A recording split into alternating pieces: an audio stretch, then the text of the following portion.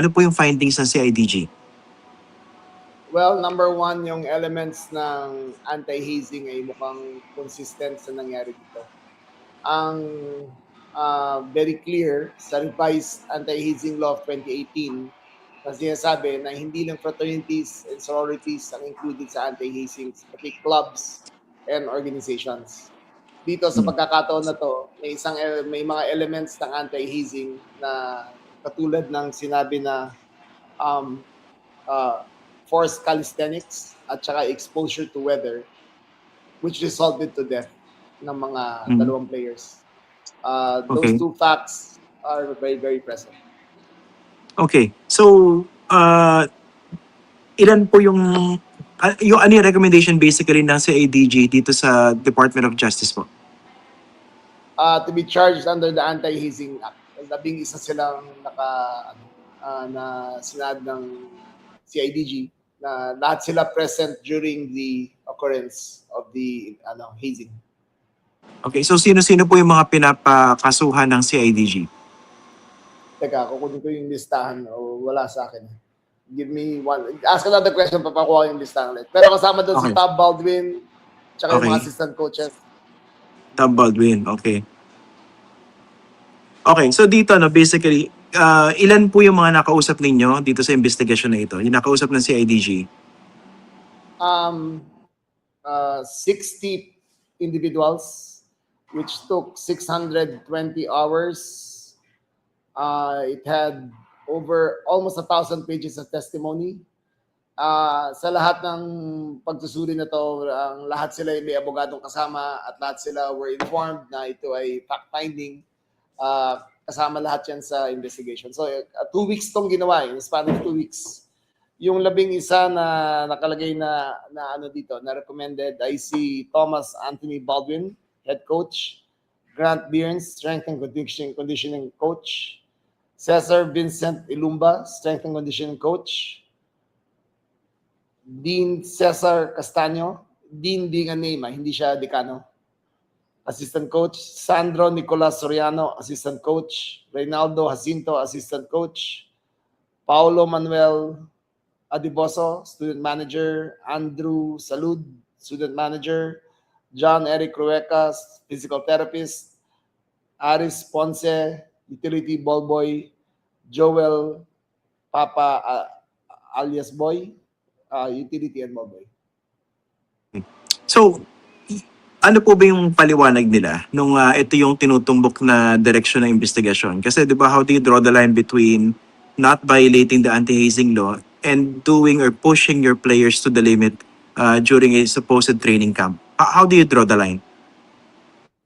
Ano kasi yan sa Anti-Hazing Act, hindi na necessary, kasi ang tingin ng lahat ay paddling lang at lahat. Pero ito kasi, very clear na alam ni Tab Baldwin ng low tide at muka, kasi isa lang table yan, alam niya rin yung high tide. Nung dinala niya yung mga bata sa Pampang at perpendicular sila sa shore, nag-umpisa sila sa CD Divine na Dili na sa pinakaharap, nasa tuhod niya lang ang tubig. Pero at exactly 2:27, nag-umpisa ang high tide. At exactly 2:27, 2:30 sila na luminya. Within 6 minutes, ang unang hampas ng malakas na alon, si Divine ay waist deep na. Within 6 minutes, ay lahat daw sila, yung sumunod kay Divine si GMDL na 6'6", within 6 minutes, the next wave hit, hindi niya naabot ang sahig ng dagat. So, yung exposure to weather, doing these calisthenics led to the deaths. Kaya para sa amin, sa investigation namin, it clearly shows na they were subject to physical and emotional torture, the emotional stress. Nakasama rin sa elements of anti-hazing law. Okay, yung ano po yung sinabi naman ng ibang mga players na nakausap ninyo who were subjected to that kind of training? Did they say that they also experienced those? Yes, sabi ni Kiefer Alas, kala niya mamamatay na siya. Sumigaw siya ng tulong. Akala si GM Lial, medyo matalinong pagka-handle niya, mataas ang composure. Alam niya pwede na siya mamatay, pero ginawa niya, pumupunta siya sa ilalim ng dagat. Sisipa, aakyat, sisipa, aakyat, sisipa, aakyat. Si Ian Espinosa binatuhan ng volleyball, kaya hindi siya, na-save siya. Pero ang naisip ng mga players na ando doon yun ay baka ito na yun. Baka mamamatay na kami. Nasa testimony ng mga players yan. Pero meron din po ba nagsabi sa kanila na takot sila na masubject dun sa ganong training at that particular time, pero hindi sila makahindi o they couldn't say no? Oo nagkaroon kasi ng team meeting bago ng activities. Tinanong sila kung sinong di marunong lumangoy. Nagtaasan sila ng kamay. At parang 4 o 5 hindi marunong lumangoy.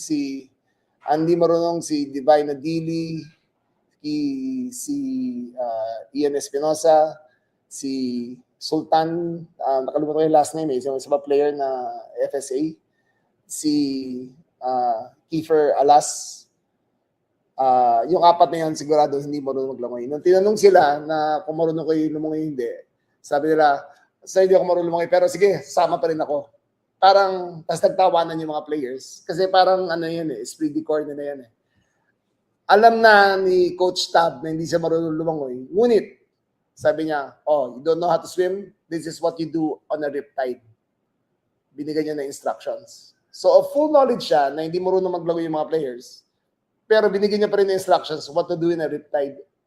Christian, saan ka nakarinig? Kung hindi nga marunong lumangoy na, pero tuturo mo pa rin sa riptide. Ibig sabihin, alam niya na pwede mangyari. Kasi noong 2017, nangyari na rin to sa 2 players niya, kay Aaron Black, anak ni Norman Black, at saka kay G-Boy Babylonia. Muntik rin silang malunod.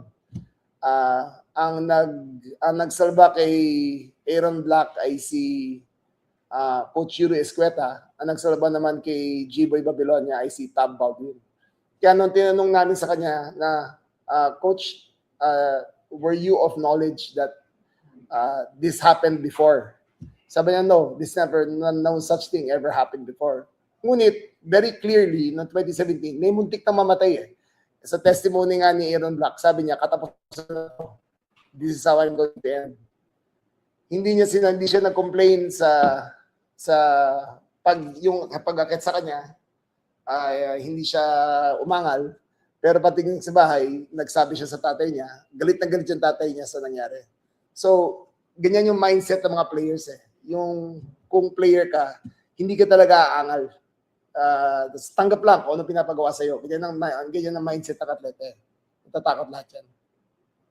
Ano pong paliwanag, Secretary ni Tab Baldwin, nung binabanggit niyo itong mga detalye nito? Bakit tinuloy pa rin niya yung training kahit familiar siya sa high tide kung anong oras mangyayari? At meron ng previous instances na muntik may malunod. To be fair, hindi niya sinabi na alam niya yung high tide, pero alam niya yung low tide kasi ginising sila ng mga 4:30, tapos tumakbo sila. Tinahimik niya yung low tide talaga na matigas ang lupa sa beach. Matigas yung buhangin. Pero kasi pag titignan mo yung low tide chart, automatic yan, nakalagay dyan yung high tide chart, di ba? So, kung of full knowledge siya na ando doon, bakit niya dinala sa pampang yung mga players na eksaktong high tide? Ayun ang kasi high tide yan talaga humahampas yung, lalo na doon sa Dipoculaw na surfing area, napakadelikado niyan. May recommendations nga doon all over the place. So, bawal mag-swimming na walang life vest. Kasi ang tingin na lahat, swimming, yung langoy lang talaga. Pero tumayo ko lang sa tubig, parang swimming na rin yun Kasi pwede kang hilahin ng dagat kahit kailan. Wala silang handang ganun. Wala silang handang precautions. Opo. Yung negligence part, no? Kasama rin po ba ito sa pagpapanagot? Kasi sa paliwanag nyo, parang napakalinaw nung negligence dito. Lalo na hindi sila nagpaalam sa LGU. Hindi sila nagpaalam sa Ateneo. Hindi sila nagpaalam sa barangay. Wala silang handang na ambulance. Ang dala lang nila sa tabi ng tubig, alam na nga nila 5 na hindi marunong maglangoy. Dala nila 2 salbabida at 1 volleyball. So, very clear na parang para sa kanya, walang mangyayari dito. Kaya tuloy-tuloy lang yan. Meron pa yan, dalawang salbabida, isang volleyball, tsaka isang surfboard.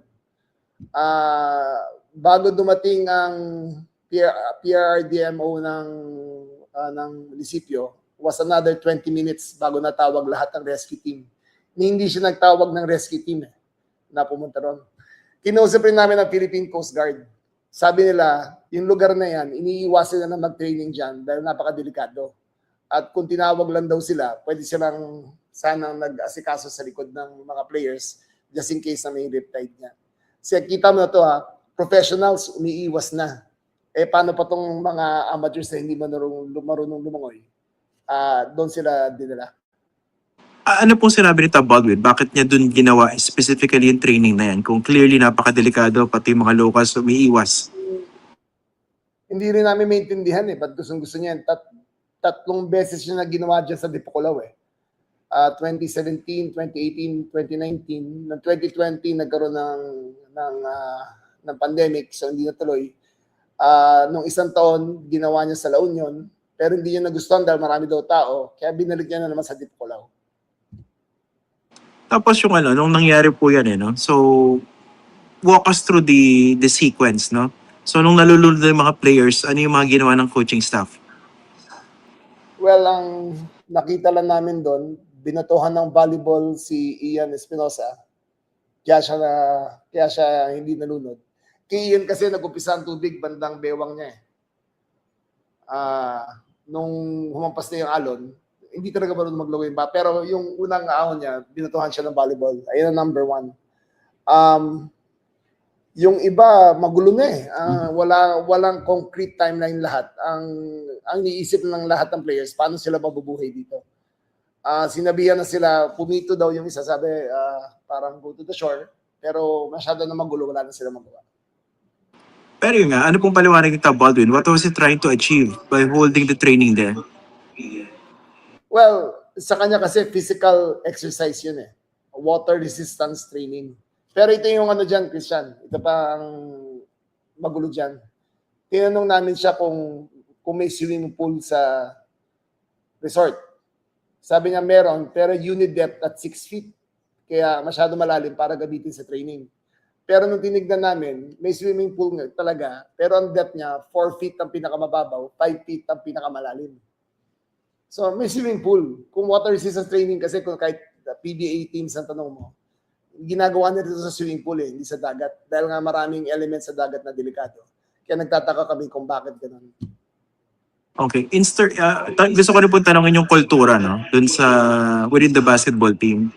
Meron bang sense yung mga players sa pag hindi sila dumaan sa ganitong klaseng training, pag hindi sila nakisama, pag hindi sila umuorit sa gusto mangyari ni Tab Baldwin, they might be cut from the team or they might be benched or they might fall from the good graces of the coach?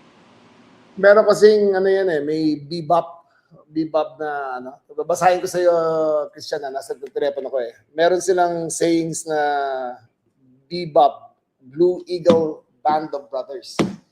Parang ganun ang tema ng ng team nila Band of Brothers sila I think after the miniseries tungkol sa gera, mga sundalo. Pero sila Blue Eagles Band of Brothers. Sinabi ni Tab nun, sa isang interview, in his original explanation of the camp, Baldwin stated that elite young athletes come into the program with massive egos that are constantly fed by adoring fans, parents, and early victories. He argued that to build a cohesive unit, these egos needed to be broken down to the whole. So, ayun ang nasa isip niya. Sinabi niya pa, Baldwin explicitly defined the goal of the camp as reducing a player to a vulnerable state. And I quote, the best way to do that is to break the men, and reduce him to a state where he can't do things on his own and he requires the assistance of others in order to accomplish something. So nakita nyo na nasa intention talaga na Coach Tab na to break the men, in his words, na to make them vulnerable. At I think yung training sa dagat ay isa doon sa mga nangyari. yung mga iba pong coaches, na ibang members ng coaching staff, pareho-pareho po ba sila ng sinabi rito? Were they defending this kind of training? Or may mga nagsabi na kami nga mismo nagdadalawang isip dati kaso hindi lang kami makahindi? Oo. Yung mga coaches kasi, ano yan parang autocratic rule yung Ateneo basketball team. Kung ano ang sabihin ni Tab, ayun na masusunod. So, katulad si Coach Castaños, first time niya lang mag-attend. So, hindi niya alam kung ano talaga ang mangyayari doon. Yung ibang coaches, ganyan rin. Halos lahat sila first time mag-attend ng ganyan. So, hindi sila aware. Halos si Coach Tab lang talagang may alam na pwede mangyaring ganito